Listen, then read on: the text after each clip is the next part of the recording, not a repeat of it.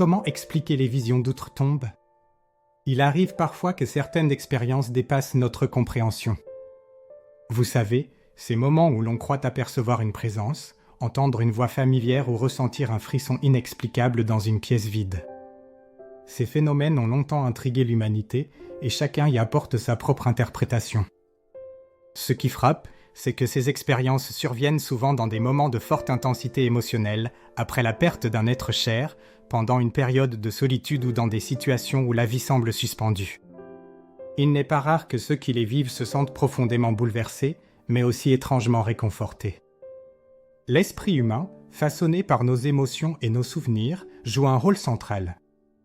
Les liens que nous avons créés avec les personnes disparues sont si puissants qu'ils peuvent se manifester à travers des sensations ou des perceptions inhabituelles. Ce que certains considèrent comme un simple souvenir devient, pour d'autres, une réalité palpable. Mais il ne s'agit pas seulement de perceptions individuelles. Ces expériences peuvent également agir comme des moments de transition et de réflexion. Elles invitent à revisiter nos propres croyances et à nous interroger sur le sens de la vie et de la mort. Le simple fait de sentir la présence d'un être aimé peut provoquer une vague d'apaisement et de courage, comme si un message silencieux nous disait que tout n'est pas perdu. Ces instants peuvent ouvrir la porte à une forme de sérénité, à un apaisement intérieur qui dépasse les mots. On peut aussi considérer ces moments comme des miroirs de notre psyché.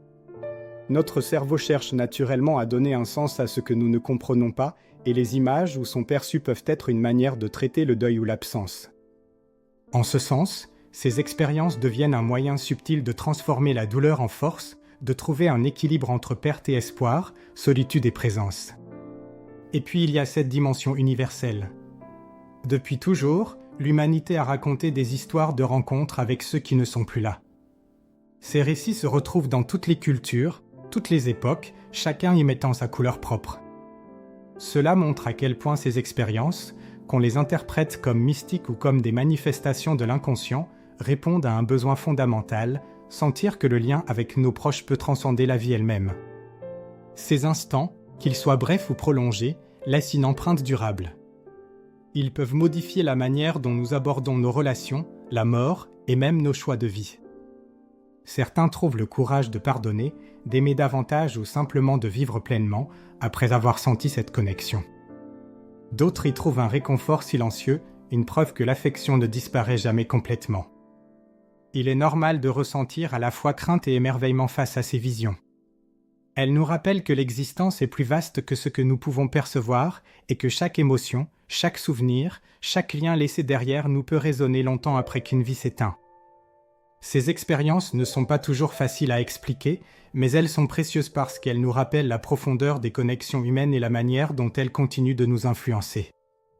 Si vous avez déjà vécu quelque chose de similaire, ou si cette idée vous intrigue, nous serions ravis de connaître votre expérience ou vos questions. Laissez un commentaire ou une question ci-dessous et nous nous ferons un plaisir de vous répondre. Pour un approfondissement complet, vous pouvez vous procurer le guide Traverser le deuil de Jean-Marc Nicolas sur les sites Amazon France ou Canada. Vos commentaires et partages sont une source d'encouragement et nous attendons vos retours avec impatience.